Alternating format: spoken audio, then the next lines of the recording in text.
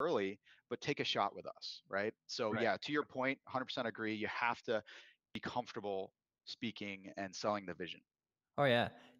And so now I'm really curious. So you're in stealth mode right now, building the most amazing thing, right? And and you say and do like all the right things. So I really you have this very um obvious value to me right now. I can't wait for this question. You're in stealth mode. How are you, like, what are you looking at when you're going to be bringing on a sales team? Like, how do you know that's right? What are you paying attention to? Like, what's your thought process of how do you go from stealth mode to not stealth mode? Yeah. So great question.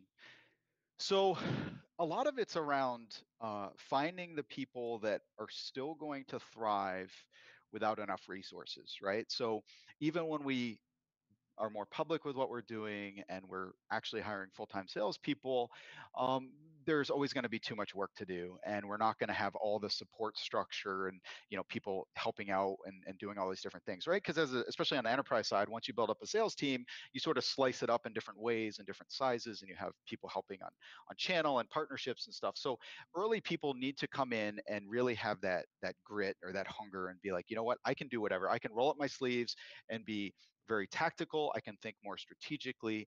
I can work those relationships. I can understand the product. I can help sell the vision. So a lot of it's around finding a few people that we think can really help us get some early good customers.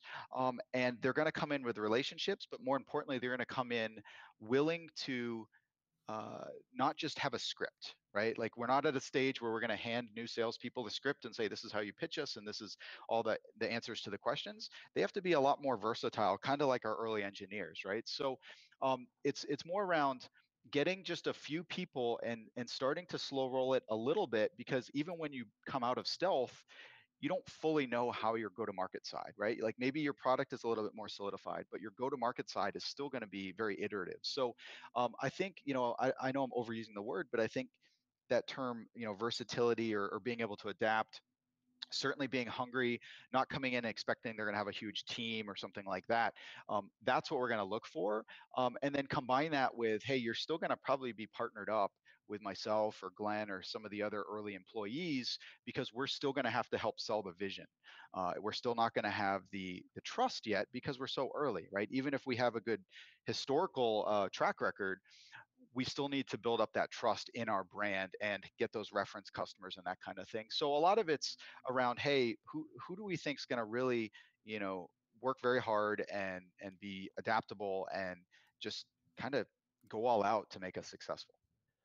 You know what? This is something that I'm noticing coming up a lot, because what you said really triggered something. We said it's not just like we have salespeople, we give them a script. We have to have people that like understand the struggle. Like the struggle is real, right? They understand what the problems are. They feel them. They understand that the solution. They're proud to be a part of the company that's creating the change, and then they are genuinely passionate about the fact that they're working towards the production of this solution, right?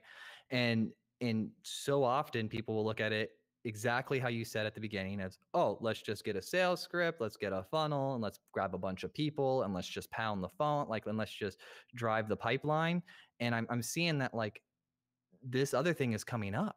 I think this is going to be talked about a lot more. I don't hear a lot of people talking about this in their writing or in their books or in their talks, but I hear a lot of people talking about it like right now when I'm talking to you. Yeah, and it's that entrepreneurial spirit more from the sales and marketing side than the engineering side. And how can we approach the problem of providing our value to people that need it, and try different things, and not try so many things that we burn tons of cash, but being able to adjust and move forward as necessary. So yeah, I mean, I agree. I think it's actually an interesting topic. I don't think a lot of people know.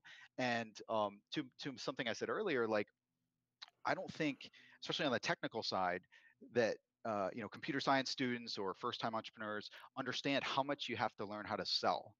And you have to learn how to sell in the sense that, like I said before, you have to sell your vision, or you have to sell, people on your preferred way of building something, or actually selling product, right? Or selling, different ideas. So this notion of selling, everyone thinks about is money, but it's really around how do you get people behind you? How do you convince people that like this is the way forward? And whether that's with buying your product or joining your team or whatever. So I think continuing to expose that as a topic that maybe needs more conversation and writing is a great thing. And hopefully through your podcast, that's one of those ways we can do that. Absolutely. Communicating value is just, it's critical to every part of your life, whether it's business or your relationships. I mean, everything's what's interesting. So I'm only 30, right? But I feel like a lot of my mind has been changing and maybe also having the kid, but I'm starting to see things differently. And one of the things that started to blend is this concept of value. It's been really hitting me hard lately, where like it's almost like energy, in like a very like physics sense, where you have it and then it needs to be transferred, right? So currency is one way to transfer the value. It's like I provide you value, and then we can figure out how to translate that to currency. And sometimes companies do deals where they exchange value and there's no currency involved, right? But there's a lot of value involved. And so, and then I'm just taking that same concept and I'm seeing like apply it like with my relationships of any type of relationship, whether it's business or my personal. And it's just this whole thing like just came up to me about value in life over the past year, and it's just I find it fascinating.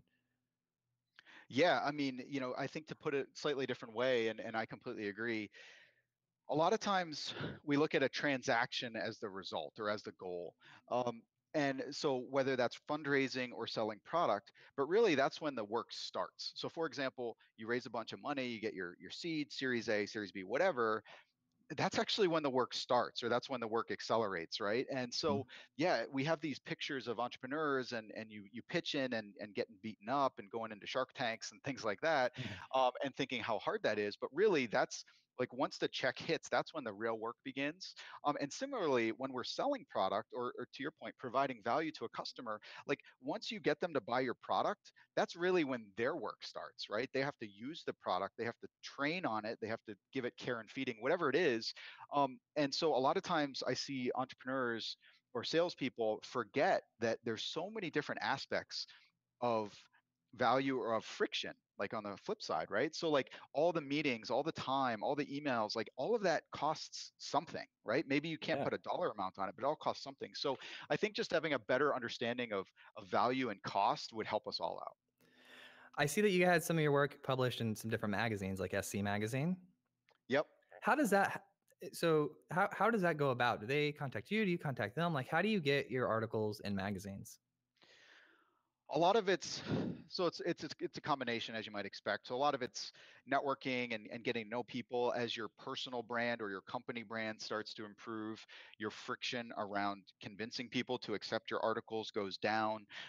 You might even be solicited to write something. A lot of times you might have a PR firm help you, push out your content, or other marketing individuals push out your content. So it truly is a team effort, but a lot of it is writing something that's interesting and something that the editors think people want to hear about, right? So I encourage anyone that's trying to get articles on, especially online, like it's pretty low friction, right? At least to like write up something and send it to people. But put some effort into it, and if you have interesting ideas, these sites are always looking for contributors. Even places like TechCrunch or some of the more popular, general tech sites, they're always looking for contributors